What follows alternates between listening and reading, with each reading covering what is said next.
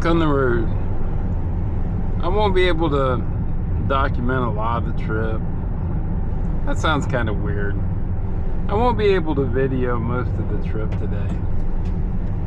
I don't know why I fall for some of the new terminology sometimes, because video isn't really what I would consider documenting. Oh well. But anyhow, I thought I'd turn it on for a little bit and let you see some of the beautiful pre-fall scenery. It won't be long. You can see some color changing in the trees. It'll be nice. It'll be nice for a change. I'm ready for fall. It's one thing about Ohio, I'm always ready for the seasons to change. Can't beat it. I'll turn it on for St. Louisville. I don't know why I've always found this little burg interesting. It's just always makes you wonder how these little burgs spring up. Obviously there was something here at some time that put it all together, and all the sign really tells you is someone by the name of Bell got it incorporated as a little burg of sorts. And there's only a handful of little businesses here. It's got an interesting stone house right there. And then you're out of it. Other than that, the only thing it's known for is speeding tickets. And even that's been waning over the years. But right now, they're pulling a lot of material out of these gravel pits for Intel. Or at least what we're calling Intel at this point. It will probably dissolve into something far different. But as it stands right now, it's going to be called Intel. The Intel project.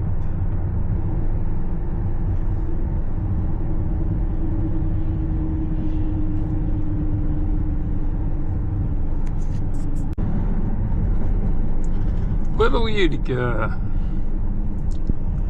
What's Utica doing today? The same thing as every day.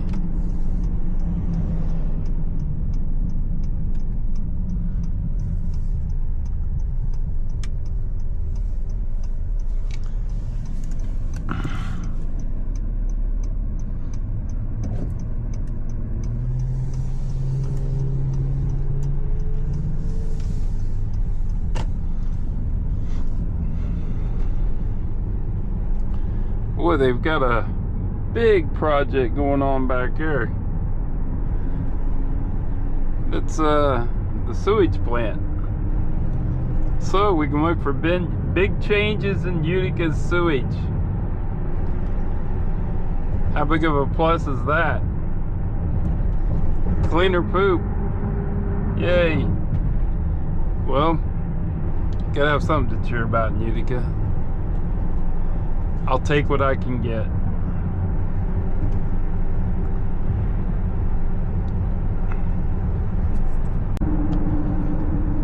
Another big town to go through today, Martinsburg. A real hot spot here is the Dollar General. Always hopping at the Dollar. And it's always hopping up here at the Marathon Station. They've got the gas station pizza that's really good. Gas station pizza shouldn't be illegal. It's too hard to get away from. Oh man, the little tricycle there's missing a wheel. It's a bummer when your tricycle's missing a wheel.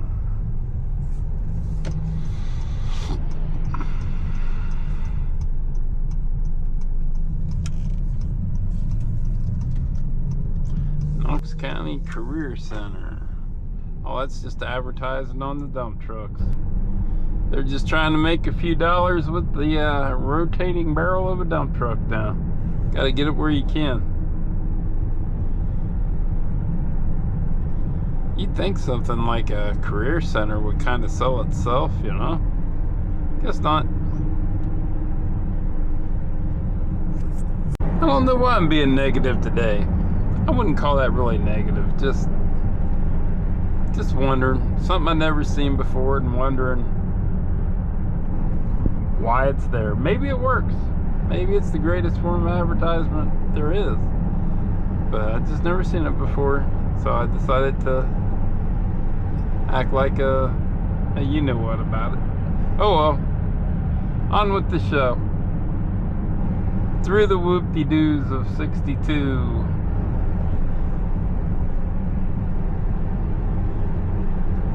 Beautiful lake. See Amish out there fishing a lot. I think they made friends with them. Stein does a lot of America stuff. Used to say God, guns, coal, Donald Trump, some other stuff. Just all the things he was for. It's nice that we got land ownership that we can do that most of the time. Nobody messed with it out here. I don't think he had too many detractors. These cabins right here are the only thing left of Artana. Artana was a resort town in the 20s and 30s. And it kind of fizzled out.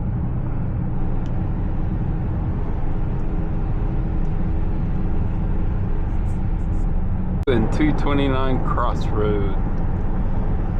Now, some people say that if you turn to the left, that's the English side of 229. And if you turn right, that's the Amish side.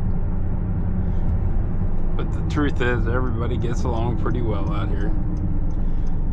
As always, you'll have some problem people, but for the most part, everybody gets along.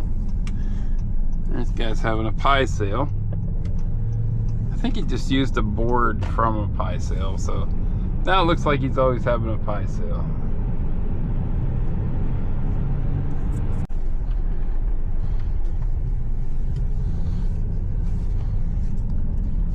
Well, we got some excitement taken care of there. Now we'll zip through a little bit of Amish land here and head back home.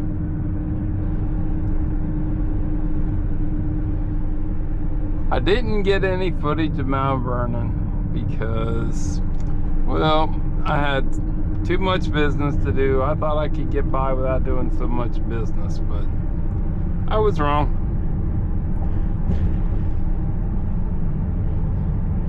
Now here's a safety tip while you're in Amish country.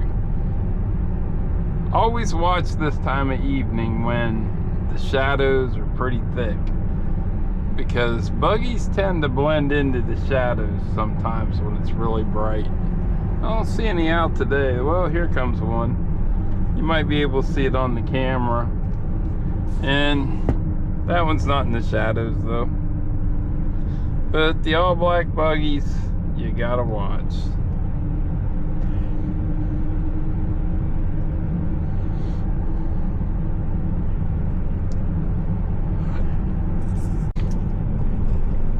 Now that's a big tractor right there.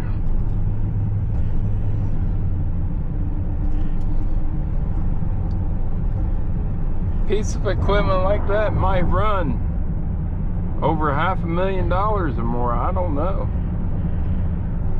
And when you got a piece of equipment like that, it could get stuck. And if it gets stuck,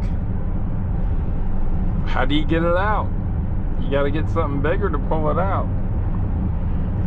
Yeah, when you go farming at that level, you're getting serious.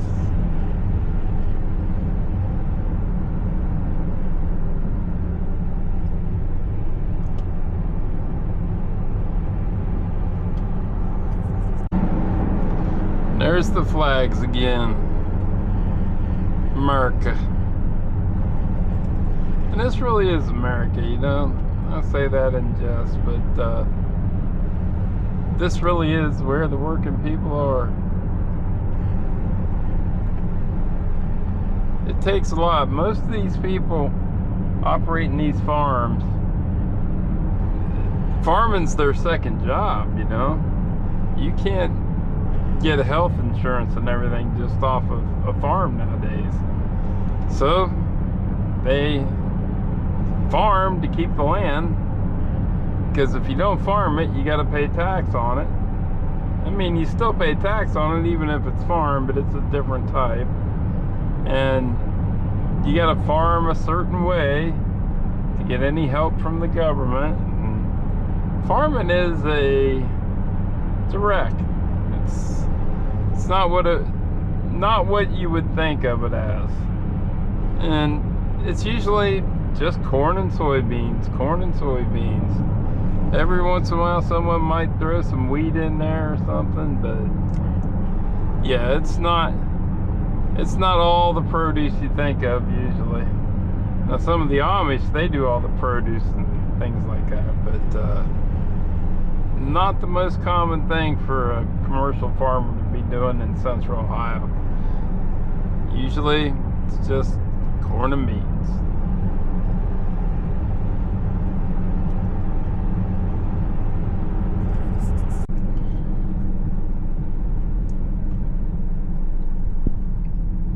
We're gonna go a different way today. Usually we go right down the main highway. We'll go the back roads. I tend to like them.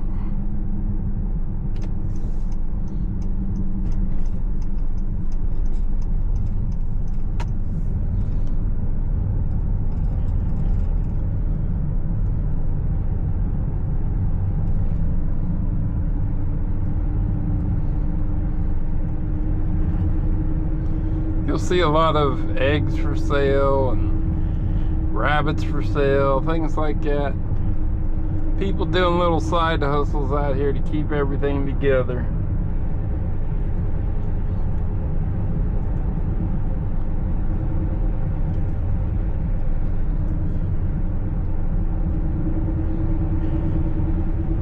Produce is picked off of that field, but that's an example of Amish doing produce. There's plenty of that out here. It just doesn't look pretty this time of year because it's all gone. There's quite a few tomatoes down in there.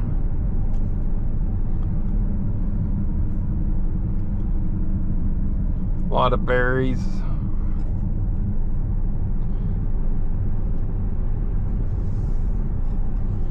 And there's a lot of sheep and goats anymore because a lot of Islamic people like them. And they'll come out here, they'd rather buy it off the farm than in the big city. So it's an interesting clash of cultures when the Amish and the Islamic people come together.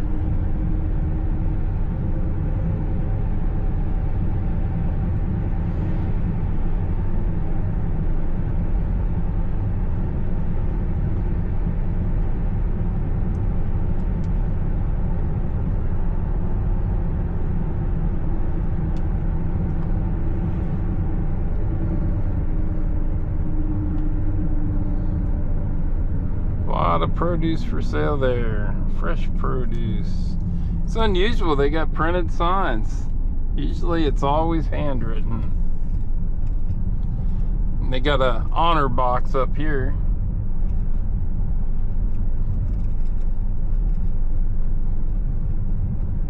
The honor box is shut down. They must have sold all their produce.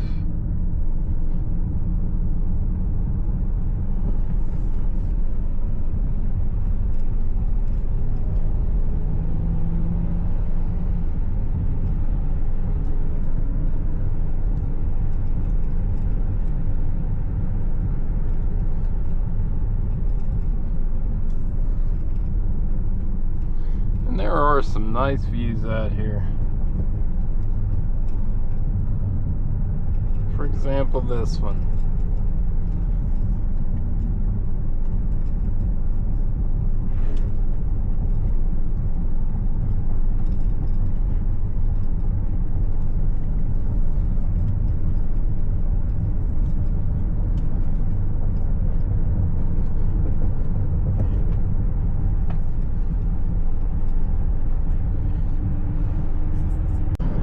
these black fences, that's for boarding horses. It's quite a business out here.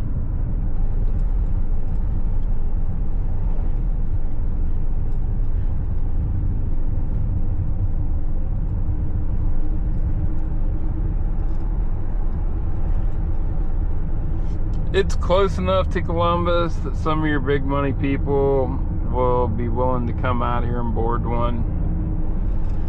The further away from Columbus you get, the cheaper it gets to board a horse. Where inside of Columbus, this has been quite a few years ago, I heard it was about $900 a month to board a horse inside Columbus. Now the reason people will pay for that is because if they want to go to their child's lessons with the horse and stuff, it's right there in the city, but it's pricey. An exciting day. I wish I could have did better, but that's fine. We got tomorrow. Tomorrow's another day, by golly. Maybe something will really come up that's heap big excitement.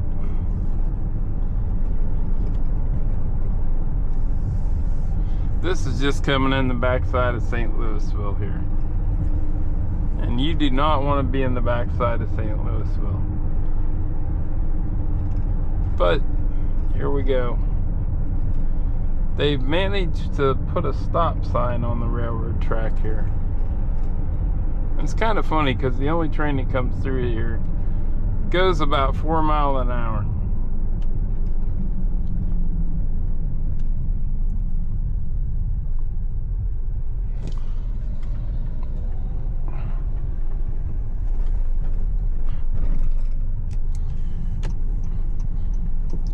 It's some sort of train for Owens Corning that runs between Newark and Mount Vernon.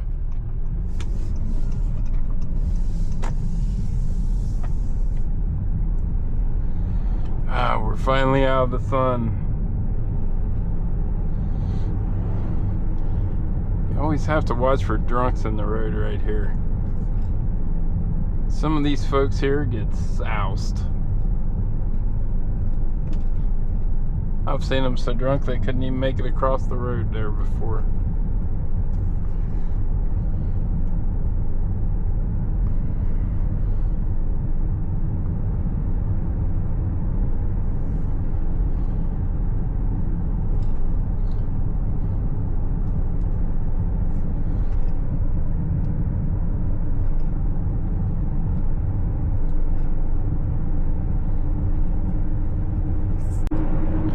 Rent-to-own tires.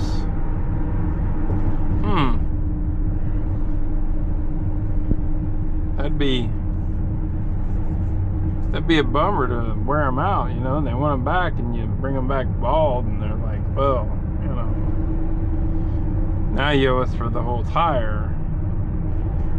I don't know how that whole system would work. Rent-to-own tires. The concepts that just do not fit my mind. If you're renting to own the tires, it's probably best to just not drive because you can't afford to drive. But what do I know? Maybe that's the way to go. Why commit to a tire when you can rent one?